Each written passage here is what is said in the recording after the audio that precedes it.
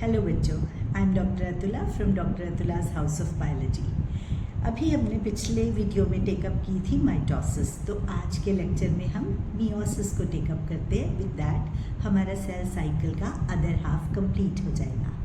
तो जो मियोसिस है we call it reductional division. Reductional division क्यों बोला जाता है? बिकॉज अगर किसी का डिप्लॉयड नंबर हो, जैसे 2n = 16, तो उसमें से n = 18 वाले सेल्स की फॉर्मेशन होगी। मीन्स क्रोमोसोम नंबर हाफ हो जाता है, रिड्यूस हो जाता है। That's why we call it reductional division. हालांकि ये रिडक्शनल डिवीजन है, बट मियोसिस की ब्यूटी इसमें है कि ये क्रोमोसोम नंबर हाफ करके रिस्टोर करता है क्रोमोसोम नंबर को। कैसे रिस्टोर करता है? क्योंकि ये जो सेल्स होते हैं जिनमें मियोसिस होती है उनको बोलते हैं मियोसाइट्स। मियोसाइट्स या जर्म सेल्स के अंदर जब मियोसिस होती है तो उससे हैप्लॉइड गैमीट्स बनते हैं। तो गैमीट्स क्या है? Ova in females and sperms in male. तो ओवम और स्पर्म के फ्यूजन से, फर्टिलाइजेशन से ही एक डिप्लॉयड इंडिविजुअल सेक्सुअली रिप्रोड्यूस करता है। तो अगर उसका पहले हाफ नहीं होगा क्रोमोसोम नंबर, तो जब वो फ्यूजन करेगा तो 4 टाइम हो जाएगा कि 2n इसका और 2n इसका, ये दोनों मल्टीप्लाई करके 4n बना देंगे। तो मियोसिस बाय रिड्यूसिंग या कट डाउन करने के हाफ नंबर के, तो ये बाद में आधा ओवम का आधा स्पर्म का पार्ट लेके फिर से डिप्लॉयड इंडिविजुअल की फॉर्मेशन कर देता है। तो मियोसिस को अगर हम देखें तो ये सेक्सुअल रिप्रोडक्शन के लिए बहुत ज़रूरी है कि इसके बिना कोई ऑर्गेनिज्म सेक्सुअली रिप्रोड्यूस नहीं कर पाता। इसमें और माइटोसिस में कुछ बेसिक डिफरेंसेस हैं। जैसे जो मियोसिस है ना, इसमें 1 से 4 सेल्स की फॉर्मेशन होती है, वेयरएज माइटोसिस में 1 cell parent cell gives rise to 2 daughter cells. यहाँ पर 4 डॉटर सेल्स बनते हैं। उसका रीज़न क्या है कि मियोसिस में ना 2 डिविजन्स होती है, एक M1 एक M2, मियोसिस 1 एंड मियोसिस 2। तो meiosis 1 is reductional division, whereas meiosis 2 exactly resembles mitosis, तो वो इक्वेशनल डिवीजन होती है। उसी तरह से जैसे माइटोसिस में किया था, इंटरफेज होती है। तो इंटरफेज में उसी तरह G1S और G2 फेजेस। इंटरफेज में सेल ने खुद को प्रिपेयर किया and it enters the M phase. But this time जो M फेज है वो मियोसिस 1 है। मियोसिस 1 में अगेन जैसे PMAT से हमने लर्न किया था, प्रोफेज 1। अब हर फेज के साथ हम 1 लगाएंगे। तो prophase 1 is a very long phase. तो ये लंबी स्टेज है और इसको अगेन हमने अपनी कन्वीनियंस के लिए, हालांकि again this is a gradual process, step by step नहीं होता है, ये एक कंटिन्यूटी में सारे इवेंट्स चलते हैं, बट हमारी कन्वीनियंस के लिए अगेन हम इसको स्टेजेस पे डिवाइड करते हैं। तो जो स्टेजेस हैं इनको लर्न करने के लिए आपको एक, जैसे हम टंग ट्विस्टर्स याद करते हैं उस तरीके से आप याद करो, लेप्टो, जाइगो, पैकी, डिप्लो, डाइकाइनेसिस। तो टीन साथ में या नीमा, तो लेप्टोनीमा या लेप्टोटीन, ये दोनों ठीक है। हमारी बुक में NCERT में लेप्टोटीन, जाइगोटीन, पैकीटीन लिखा हुआ है, तो हम वही लर्न करेंगे। तो let us talk about first stage leptotene. Leptotene को हम थ्रेड स्टेज बोलते हैं। ये बिल्कुल अपने नाम के हिसाब से ही है। जैसे इसमें क्या होता है कि क्रोमोसोम्स की कंपैक्शन होनी शुरू हो जाती है, so that they start becoming gradually visible. अब दिखने लग गए सारे के सारे क्रोमोसोम्स। पहले क्या था? क्रोमेटिन रेटिकुलम पूरा नेटवर्क बना हुआ, वो नेटवर्क में जब कंपैक्शन होने लगी तो अब क्रोमोसोम्स क्लियरली विजिबल होने शुरू हो जाएंगे धीरे धीरे। By the end of leptotene काफ़ी सारी कंपैक्शन हो जाती है। उसके बाद जो नेक्स्ट स्टेज आती है that is called zygotene, second stage. तो जाइगोटीन में क्या होता है? पेयरिंग होती है। तो पेयरिंग किसकी होगी? Paternal as well as maternal chromosomes की। तो अगर हमें अंडरस्टैंड करना है कि हैप्लॉइड इंडिविजुअल है, जैसे सोचो ये 5 ये क्रोमोसोम्स है, ये 5 क्रोमोसोम्स है, 5 फ्रॉम फादर 5 फ्रॉम मदर आ रहे हैं। तो फादर वाले पैटर्नल, मदर वाले मैटर्नल क्रोमोसोम्स।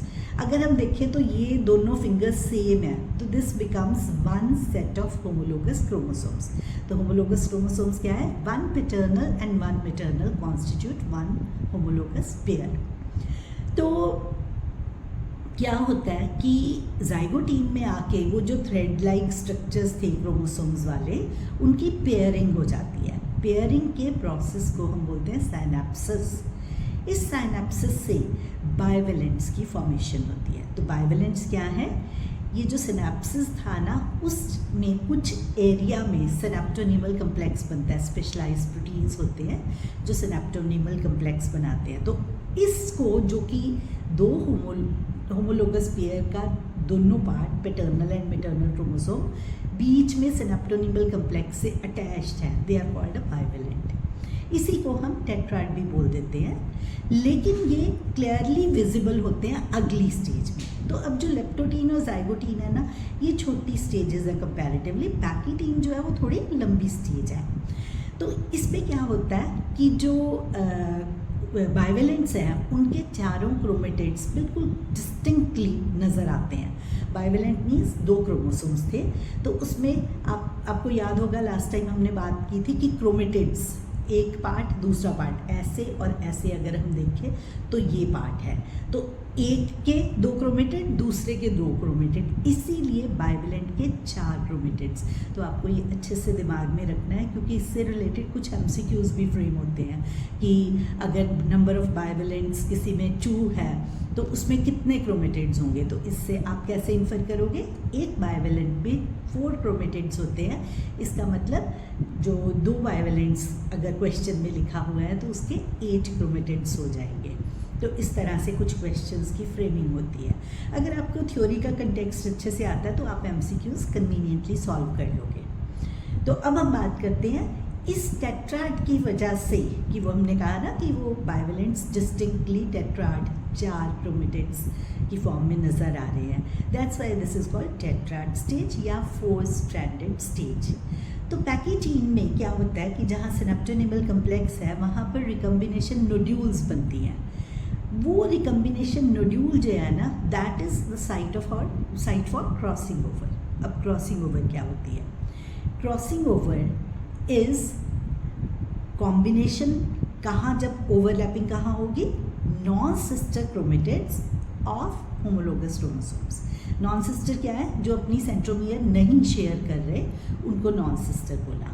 तो आपने ये भी लर्न करना है, ये भी एक एमसीक्यू का पार्ट बनता है। तो क्रॉसिंग ओवर के टाइम पे रिकम्बिनेशन नोड्यूल जहाँ बनेगी वहाँ क्रॉसिंग ओवर होगी, and this is enzyme mediated. इसमें रिकम्बिनेज नाम का एंजाइम होता है, वो रिस्पॉन्सिबल होता है इसके लिए, रिकम्बिनेशन के लिए। और ये रिकम्बिनेशन जो है बाय द एंड ऑफ पैकीटीन ये रिकम्बिनेशन कंप्लीट हो जाती है। अब क्या होगा? जो होमोलोग्स थे, क्रोमोसोम्स थे, वो आपस में जो साइट ऑफ क्रॉसिंग ओवर है वहाँ पर वो अटैच्ड रहेंगे। अब अगली स्टेज आई डिप्लोटीन। अब देखो सिनेप्टोनीमल कम्प्लेक्स का क्या काम था कि वहाँ पर हमारी क्रॉसिंग ओवर का वो साइट था। अब क्रॉसिंग ओवर हो गई तो क्या होता है कि डिप्लोटीन स्टेज पे आके सिनेप्टोनीमल कम्प्लेक्स डिसॉल्व कर जाता है, उसकी डिसोल्यूशन हो गई, वो कनेक्शन टूट गया। तो अब जो क्रोमोसोम्स हैं होमोलोग्स, मतलब पैटर्नल और मैटरनल क्रोमोसोम, उनकी टेंडेंसी होती है टू सेपरेट, कि हम अब क्योंकि उनका जॉइनिंग फोर्स नहीं रही ना, सिनेप्टोनीमल कम्प्लेक्स नहीं रहा, तो अब वो सेपरेट हो जाते हैं। जब ये सेपरेट होते हैं तो अटैचमेंट का पॉइंट क्या है? क्रॉसिंग ओवर वाली जगह। तो इसीलिए क्रॉस शेप स्ट्रक्चर्स, क्यास्मा या क्यास्मेटा इसका सिंगुलर है, वो हमें क्लियरली विजिबल हो जाते हैं डिप्लोटीन स्टेज पे। तो आप मतलब बड़े आसानी से इसे डिमार्केट कर सकते हो। तो ये एक्समा भी लिखा जाता है इसको, क्यास्मा को। कुछ oocytes में, इंसेक्ट्स के oocytes में ऐसा देखा गया कि कुछ साल तक, कुछ महीनों तक ये डिप्लोटीन स्टेज में ही काफ़ी देर तक सेल्स जो हैं वो सर्वाइव करते रहते हैं। नेक्स्ट आते हैं हमारे पास डायकाइनेसिस, अगली स्टेज। तो अब क्या हुआ? क्योंकि सिनेप्टोनीमल कम्प्लेक्स हट गया था, डिसॉल्व हो गया था, इसीलिए सिर्फ क्रॉसिंग ओवर वाली जगह पे वो अटैच थे, फोर्सेस हुई, तो उससे क्या हुआ? टर्मिनलाइजेशन ऑफ क्यास्मेटा, कि वो स्लिप करने लगे। जब ये सारा प्रोसेस हो रहा था, सेपरेशन हो रही थी, तो क्या हुआ? जहाँ पॉइंट ऑफ अटैचमेंट था वहाँ से एक्सचेंज ऑफ क्रोमोसोमल सेगमेंट्स होगी। कहाँ पे? नॉन सिस्टर क्रोमेटिड्स के होमोलोगस क्रोमोसोम्स में ऐसे ये एक्सचेंज ऑफ सेगमेंट होगी। जो एक्सचेंज ऑफ सेगमेंट हुई, this will lead to recombination. तो उसी रिकम्बिनेशन से फर्दर जो है वो वेरिएशंस आती हैं। बाय द टाइम ये सारा प्रोसेस हो रहा था, तो आप देखो है तो ये प्रोफेज ही, चाहे ये प्रोफेज 1 है, बट इसमें वो सारे प्रोसेसेस जो माइटोसिस की प्रोफेज में हो रहे थे वो तो सारे होंगे ही होंगे। क्या क्या हो रहा था? क्रोमोसोम्स एंड पे जैसे leptotene, zygotene, pachytene, diplotene, diakinesis तक पहुँचते पहुँचते फुल्ली कंडेंस्ड क्रोमोसोम्स अवेलेबल हो गए। 1 स्पिंडल फॉर्मेशन हो गई क्योंकि माइक्रोट्यूब्यूल्स ने इकट्ठे होना है और उन्होंने स्पिंडल की फॉर्मेशन करनी है क्योंकि नेक्स्ट स्टेज तो मेटाफेज आनी है। उसके बाद nucleolus disappears, nuclear envelope breaks down. ठीक है, तो डाइकाइनेसिस पे आके सारा ब्रेक डाउन हो गया न्यूक्लियर एनवेलप का। तो दिस विल डिमार्केट कि अब ये पता लग गया कि अब जो नेक्स्ट स्टेज है वो मेटाफेज, मतलब आप कह सकते हो कि diakinesis is a transitional stage into metaphase. अब नेक्स्ट आ गई stage metaphase, but now we call it metaphase 1। Metaphase 1 में क्या होगा कि अब जो बाइवेलेंट्स है ना उन्होंने अलाइन कर लिया। अब आपको ये दिमाग में रखना है, अगर हम माइटोसिस की बात कर रहे थे तो उसके अंदर क्रोमोसोम्स अपने आप को इक्वेटोरियल प्लेट पे अरेंज कर रहे थे, यहाँ पर क्रोमोसोम्स ने बाइवेलेंट्स अपने आप को अरेंज कर रहे हैं, तो एक मैटरनल एक पैटर्नल। अगर वो आमने सामने अरेंज कर रहे हैं तो क्या होगा? अरेंज ऐसे करेंगे, आपको पता है स्पिंडल फाइबर से वो जो माइक्रोट्यूब्यूल्स होते हैं उसके साथ अटैच होती है काइनेटोकोर। तो एक क्रोमोसोम सिर्फ एक साइड के पोल्स से अटैच्ड है। माइटोसिस में क्या था? एक क्रोमोसोम अपनी काइनेटोकोर से ऊपर वाले भी पोल से और नीचे वाले दोनों पोल्स के साथ एक क्रोमोसोम अटैच था, लेकिन यहाँ पे क्या है? एक क्रोमोसोम एक ही साइड के पोल से अटैच्ड है। तो ऐसे में क्या होगा? मेटाफेज के टाइम पे डबल इक्वेटोरियल प्लेट बनेगी। उस डबल इक्वेटोरियल प्लेट पे क्रोमोसोम्स ने अपने आप को अलाइन कर लिया, किस फॉर्म में? बाइवेलेंट की फॉर्म में। तो मेटाफेज 1 में बाइवेलेंट्स ने अलाइन किया, स्पिंडल से kinetochores one side of the pole के साथ अटैच हो गई क्रोमोसोम्स की। अब आते हैं next stage, now we call it anaphase 1। Anaphase 1 में अगेन जैसे माइटोसिस में हुआ था उसी तरह से देयर इज मूवमेंट, लेकिन क्या नहीं है यहाँ पर? There is no splitting of centromere. क्यों भला? क्योंकि अपनी अपनी साइड के पोल के माइक्रोट्यूब्यूल के साथ अटैच था, अपना अपना क्रोमोसोम दोनों साइड चला गया। तो अगर किसी में टेक्स्ट में सपोज 4 दिखाए हुए हैं क्रोमोसोम्स टोटल, तो वो 4 ने कैसे 1 2 3 एंड 4, तो ये एक साइड चला गया है और ये दूसरी साइड चले गए, तो 2 ऊपर चले गए 2 नीचे चले गए। तो ऐसे मूवमेंट होने से आपने देखा जो 4 क्रोमोसोम्स थे उसमें से 2 on one side 2 on the other side. तो इस तरीके से क्रोमोसोम नंबर जो है वो हाफ रह जाएगा। तो एनाफेज में there is movement of chromosomes but the sister chromatids remain attached to their centromere. वहाँ पर क्या था? स्प्लिटिंग ऑफ सेंट्रोमियर थी, जिसकी वजह से क्रोमेटिड्स की मूवमेंट थी। यहाँ क्या है? क्रोमोसोम्स की मूवमेंट है। आप देखोगे कंपेयर एंड कंट्रास्ट करके अगर याद करोगे तो मियोसिस को लर्न करने में आपको कोई इश्यू नहीं आएगा। ठीक है, अब आते हैं टेलोफेज 1 पे। अब टेलोफेज 1 में क्या होगा? अभी ऐसा तो नहीं है कि वो क्रोमोसोम जो है वो बिल्कुल फ्री हो गया हो, उसने अभी सेकंड डिवीजन करनी है ना, इसलिए थोड़ी बहुत तो डिस्पर्जन होती है, बट द क्रोमोसोम्स जो हैं वो पूरे अनकॉइल नहीं होते, जो डीकंडेंसेशन है वो पूरी नहीं होती, थोड़ा बहुत हुआ तो ये एक्सटेंडेड स्टेज में मतलब पूरी नहीं आएंगे, अपना थोड़ा कम्पैक्ट स्ट्रक्चर्स, लेकिन कम कम्पैक्ट स्ट्रक्चर्स में ये हल्का फुल्का थोड़ा खुल गए थोड़ा नहीं खुले। तो ये जो चीज़ है ये टेलोफेज 1 हो गई। अब telophase 1 is sometimes followed by cytokinesis. अगर वो साइटोकाइनेसिस होगा तो डायड मतलब 2 cells, dyad of cells will be formed, 2 cells बन गए।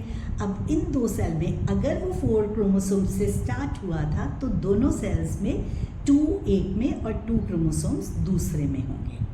ठीक है, अब आगे बात करते हैं।